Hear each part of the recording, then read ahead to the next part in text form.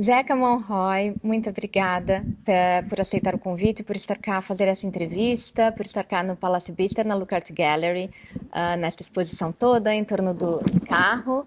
E obrigada por sua participação e toda a sua disponibilidade. Muito obrigado eu também pelo convite. É um prazer estar aqui e neste projeto que eu acho bastante engraçado. Que bom, que bom. E, Zeca, tu és campeão mundial pela GT Cup e pela Porsche. E me conte um pouco então, como foi a tua trajetória como piloto, desde quando começaste, enfim, conta um pouco a tua história. Exato, ao fim e ao cabo, começo desde pequenino, isto por causa dos meus pais que estavam ligados também ao desporto motorizado, por isso eu desde pequeno que acompanhava o meu pai, ele como organizador, em provas internacionais e nacionais europeias, por isso comecei a ganhar este bichinho pela velocidade e pelos ralis, embora depois me tenha seguido o caminho da velocidade das pistas, mas desde pequeno. Quando era miúdo, o meu pai ofereceu-me um karting, mas ele não tinha tempo para andar comigo aos fins de semana no kartódromo, e então, ao fim e ao cabo, comecei a minha trajetória na competição bastante mais tarde, quando tinha cerca de 20 anos. Antes disso, como estava sempre a ver corridas no Autódromo do Estoril, o meu tio tinha lá o clube de comissários desportivos, ou seja, aqueles bandeirinhas que fazem também a segurança das provas, e ele disse, olha, porque não também começas aqui a participar? E foi assim, ou seja, comecei por esse trajeto diretamente a trabalhar, ou seja, quando tinha de volta de 16 anos. Depois, quando fiz 18, comecei a conduzir o carro médico e o safety car em pista, nas provas nacionais e internacionais. E depois, aos 21, surgiu o primeiro convite para uma corrida. Corrida essa que foi uma boa estreia, porque ganhei a corrida. E isso Olha, foi um bom salto para conseguir ter alguns patrocínios, que é algo que é muito complicado arranjar-se neste meio. Mas, digamos, foi um bom lançamento para mim. Desde aí, então, nunca mais parei de fazer competição e ao longo destes 20 e poucos anos sempre fiz muitos campeonatos. Comecei por fazer corridas cá em Portugal, fui 4 vezes campeão nacional, 2 vezes campeão ibérico e em 2014 fiz a tal corrida que foi a corrida mais longa do mundo. Foram 32 horas, eu e mais nossa, 4 pilotos. que sensacional, a corrida mais Exatamente. longa do mundo e aí ganhaste como campeão Exatamente, mundial. ganhámos a geral, entramos para o Guinness Book, porque ao fim e ao cabo foi a corrida que entrou e ainda tem o recorde de corrida mais longa do mundo. Normalmente as corridas de endurance, bastante conhecidas como as 24 horas de Le Mans, 24 horas de Daytona, são 24 horas. E então este organizador, que é espanhol, quis superar esse limite e fez uma corrida de 32 horas, ao qual eu fui Nossa. convidado para participar. O autódromo, no Autódromo Portimão, ou seja, era um autódromo que eu conheço bem. Aproveito também para dizer a minha ligação a nível de desporto com o Autódromo do Algarve. Em 2009 fui convidado pelo Paulo Pinheiro, o mentor do autódromo, para montar a Racing School, ou seja, uma escola de formação de condução desportiva e defensiva, da qual eu fiz parte durante 10 anos, entre 2009 e 2019, na altura do Covid. Depois aí houve aí uma pausa, e nessa pausa, curiosamente, em 2020, foi quando surgiu a hipótese, algo que eu já tinha vontade, surgiu a hipótese de eu ficar com 20 Porsche 997, iguais, aliás, um destes era o que está aqui Sim. no Palácio, para organizar um troféu. E assim o foi. Em 2021, então, montei este troféu, o troféu na altura chamado GT3 Cup, ou seja, é o nome do modelo do carro, idêntico ao que há na estrada, mas estes aqui destinados somente para correr. Há uma grande diferença, né, entre o carro, o mesmo modelo da Porsche GT3, que é um carro comercial, que vai Exato, para a rua, claro, ao carro GT3 que vai para as pistas de corrida, né, de exatamente. competição. Por fora parece o mesmo, mas ele é completamente diferente, né? Sim, tal e qual, exatamente isso. Ou seja, o GT3 Cup, a diferença no Cup é o nome que é o de corrida, é um carro que é feito de base para corrida e a principal diferença, como disse, esteticamente são muito parecidos ao GT3 de estrada, tem muito a ver com os meios de segurança, ou seja, este carro começa por ter um roll bar, que são aqueles tubos todos dentro do carro, que em caso de acidente protege o piloto, e depois, por exemplo, as portas, os guarda-lamas, os vidros, são tudo em compostos diferentes. As portas e tudo o que é carroçaria, a grande parte é em carbono, fibra de carbono, o que torna o carro muito mais leve. Sim, ele é extremamente leve, dá para empurrar com a mão. Eu fiquei Exatamente, impressionada, porque parece um carro super pesado, robusto e mas não. se empurra com a mão. Parece que não tem motor, não é? Parece, exato. E dá uma Exatamente, sensação realmente com a velocidade que ele é capaz de atingir, é verdade. que ele pode até voar, né? É, exato. Por enquanto, estes ainda não. Às vezes, quando eles tocam uns nos outros, eles levantam pequenos voos, mas os também são muito seguros Mas sim, em condições normais, eu percebo essa sensação. De facto, os carros são muito leves comparados a um carro normal, Sim. mas depois também tem muita aerodinâmica que em pista os fazem fazer o chamado downforce, ou seja, puxar o carro para baixo, para o asfalto. Ah, entendi, entendi. E Exato. qual a velocidade máxima que ele alcança em pista? Olha, em pista, numa pista que tenha uma reta assim mais longa, porque estes carros, ao contrário do que se pode imaginar, não são feitos para atingir grandes velocidades, mas sim rapidamente velocidades altas. Ou seja, o que eu quero dizer com isto é que não dão 300 e tal a hora, dão cerca de 280, 280 e pouco, mas chegam lá muito rápido. Porque num circuito, numa pista, entre uma curva e outra, a ideia é de uma curva para a outra eles serem o mais rápido possível.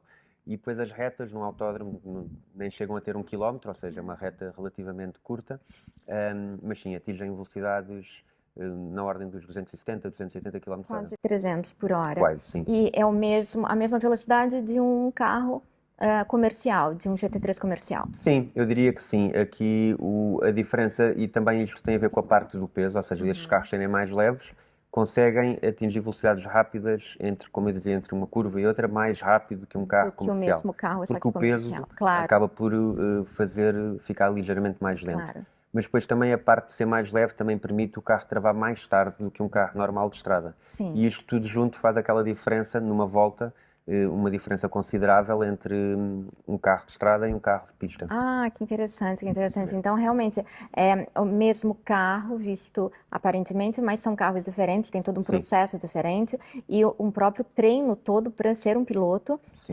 que é um longo trajeto também, Sim, né? é verdade, é verdade.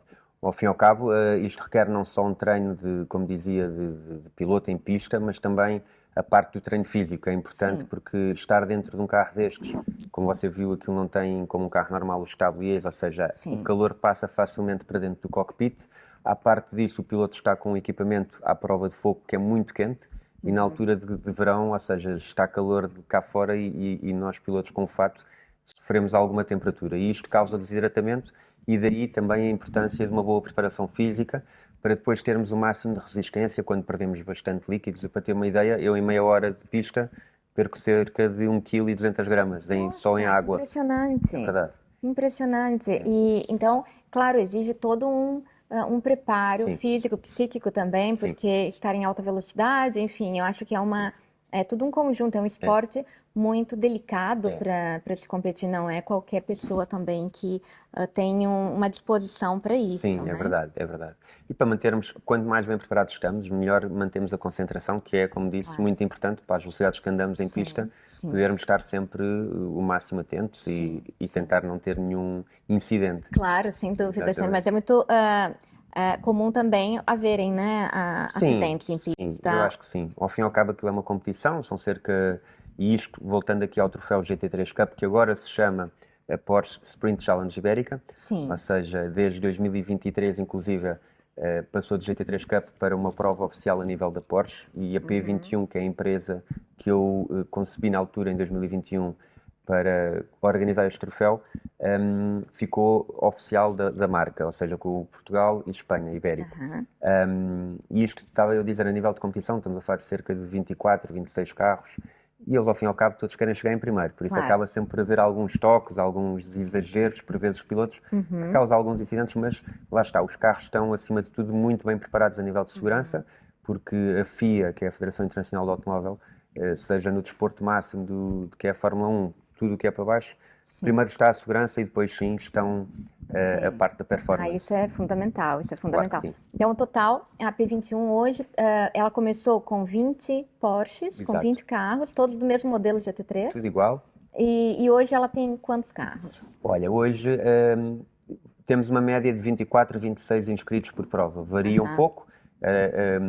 Os nossos pilotos, a maior parte são empresários, ou seja, os gentleman drivers, e também temos a parte dos pilotos mais profissionais.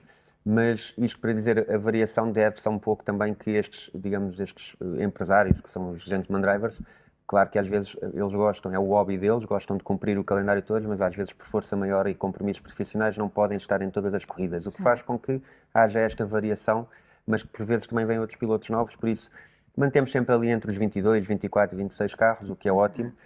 E é uma média boa até a nível da Porsche. A Porsche tem estado contentíssima com o nosso trabalho e isso deve-se naturalmente a todos os nossos clientes e equipas. mas até agora tem estado a correr muito bem. E desde já convido todos os que nos estão a ouvir para assistir. Podem consultar na nossa página oficial, que é porschesprintchallengeiberica.com, o nosso calendário de corridas, e serão sempre bem-vindos a qualquer corrida que Que organizamos. bom, obrigada, obrigada. Obrigado, eu. E é muito interessante realmente ver as corridas, ver toda essa dinâmica Sim.